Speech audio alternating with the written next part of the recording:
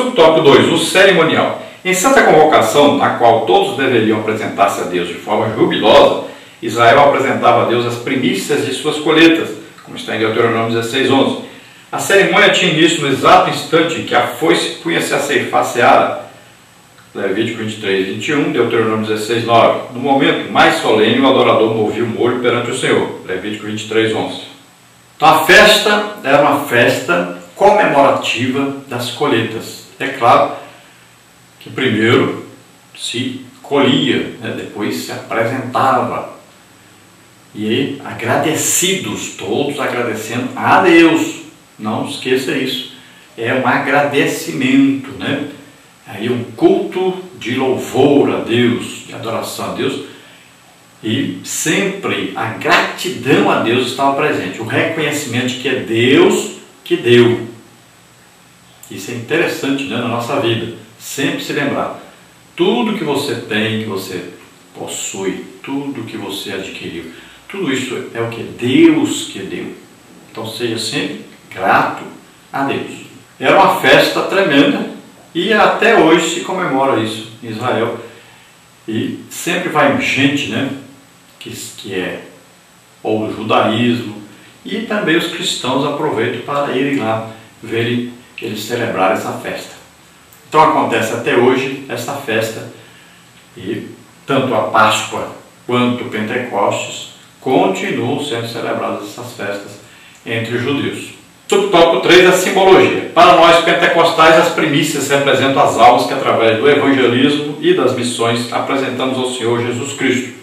Aliás, ele mesmo comparou o ganhar almas ao semear e ao ceifar. Então olha só, a simbologia aí é a seguinte: como a festa de Pentecostes é uma festa que se comemora colheitas abundantes, então para nós essas colheitas colheitas de almas, pessoas que aceitam Jesus como Senhor e Salvador, que passam a fazer parte da igreja, passam a pertencer ao reino de Deus. Então isso aí são o quê? Colheitas. Pode ver que no dia de Pentecostes, onde se comemorava a festa de Pentecostes, os cristãos, os apóstolos reunidos, cerca de 120 pessoas receberam o batismo do Espírito Santo, e nesse mesmo dia houve então a pregação do Evangelho através de Pedro, houve então a manifestação do Espírito Santo com o dom de variedade de línguas, e as pessoas aceitaram Jesus como Senhor e Salvador. Naquele mesmo dia então já houve uma colheita de quase 3.000 pessoas que aceitaram Jesus como Senhor e Salvador. Então a partir daí começam então as colheitas para o reino de Deus, as colheitas dos filhos de Deus. E nós estamos aí exatamente fazendo isso desde aquela época até hoje. Do mesmo jeito. Manifestação de Deus, milagres, curas, libertações, pregação do Evangelho, ensino da Palavra de Deus, conversão de almas. As pessoas aceitam Jesus, passam a ser filhos de Deus, pertencem à igreja do Senhor Jesus Cristo. Ele é a cabeça da igreja. Tópico 3, o dia de Pentecostes. Se o Senhor Jesus Cristo não tivesse sido imolado como o nosso Cordeiro Pascal, aquele dia de Pentecostes em Jerusalém não teria qualquer sentido para nós, gentios. Todavia, a Páscoa de Cristo tornou real o Pentecostes do Espírito. Subtópico 1, Cristo Cordeiro Pascal. O Senhor Jesus foi crucificado durante a Páscoa, Mateus 26:2. Mas ao terceiro dia, eis que ele ressurgiu de entre os mortos, recebendo toda a autoridade nos céus e na terra, como está em Mateus 28, de 1 a 8. Ele é as primícias dos mortos, por ser ele mesmo a ressurreição e a vida. João 1, 25, 1 Coríntios 15, 20 a 23. Já ressurreto e prestes a ascender ao céu, o Senhor Jesus prediz a grande colheita que viria através da descida do Espírito Santo, pois está em Atos 1, 8. Portanto, os discípulos deveriam esperar em Jerusalém a chegada do Consolador, como está em Lucas 24, 49. Então sabemos aí que Jesus foi morto na Páscoa, mas ele ressuscitou, está vivo para todo sempre. Então ele é o primeiro que morre, ressuscita e vai para a presença de Deus. É o primeiro. Então ele vai e ele leva cativo o cativeiro, ou seja, aqueles que estavam mortos, estavam lá na parte dos justos, né? Lá no Hades, ele pega e inaugura o paraíso, mas eles ainda vão receber um corpo glorioso no dia do arrebatamento, para poder estar na Nova Jerusalém. Veja bem, antes não. Então agora nós temos que entender que Jesus foi o primeiro a subir e estar diante do Pai. Então ele é o que? As primícias, né? Ele é o primeiro, ele inaugurou este caminho. Então aqueles que morreram em Cristo estão no paraíso esperando o dia do arrebatamento. E nós que estamos vivos, estamos esperando o dia do arrebatamento também, para subirmos e estarmos para sempre com o Senhor. Jesus recebeu toda a autoridade no céu e na terra. Então veja bem, e ele diz para nós que ele recebeu essa autoridade e ele dá a nós a autoridade para pregarmos o Evangelho sob todo o poder do maligno e nada nos causará dano algum. Lembre-se disso, é promessa de Jesus. Então Jesus, ele já fala com os discípulos sobre o batismo do Espírito Santo e diz que eles vão receber poder para pregar o Evangelho. Mas veja bem um fato importante: não se deve ir pregar o Evangelho sem primeiro ser batizado no Espírito Santo. Jesus diz: vocês vão ficar em Jerusalém, até que do alto vocês sejam revestidos de poder.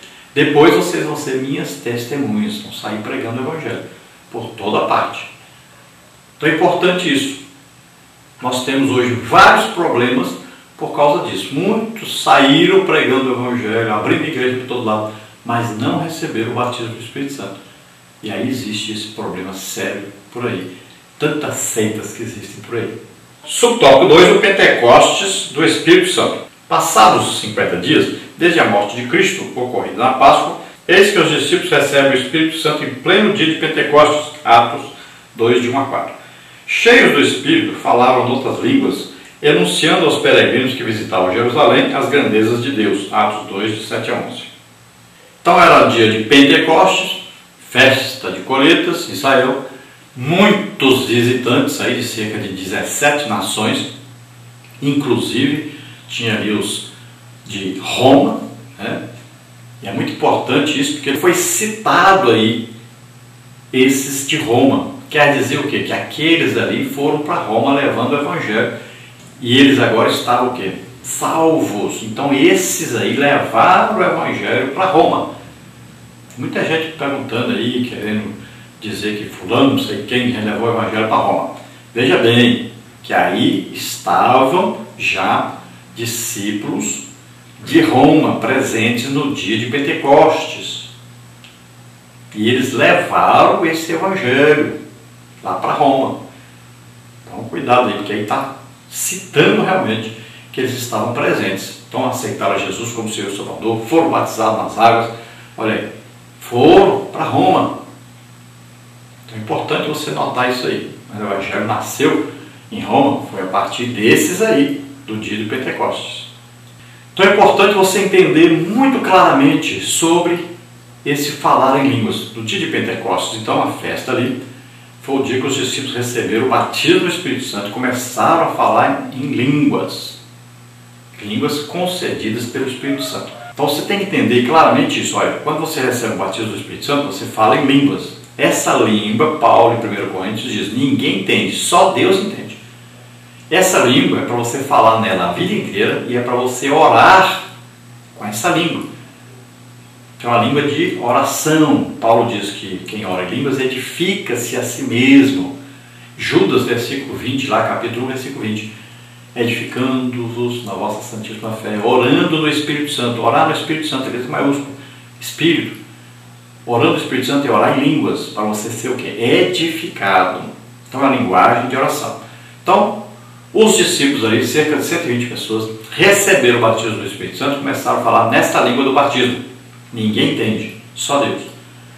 Aí chegaram pessoas que estavam visitando Jerusalém. Então vinham pessoas, por exemplo, lá da parte do Iraque, lá, que naquela época não era Iraque, né? Então eles vieram de lá.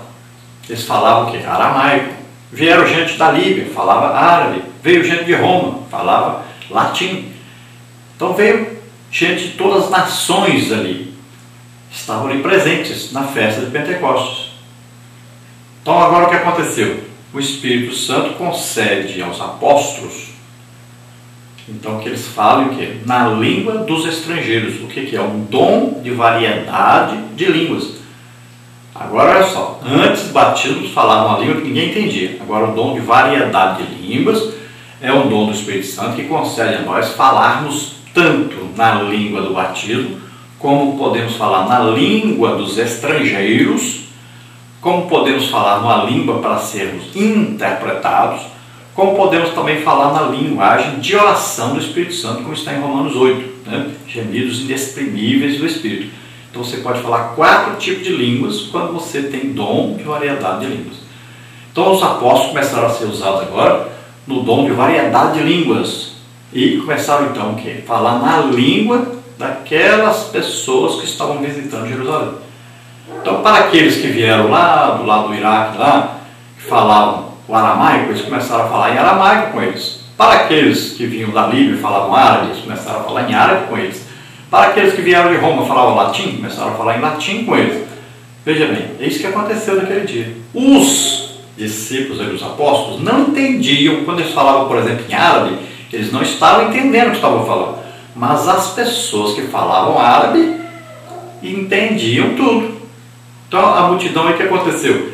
Quem falava árabe viu que alguém estava falando em árabe com eles, era Deus falando com eles em árabe, através de alguém, então eles se ajuntavam ali em volta da pessoa que estava falando em árabe.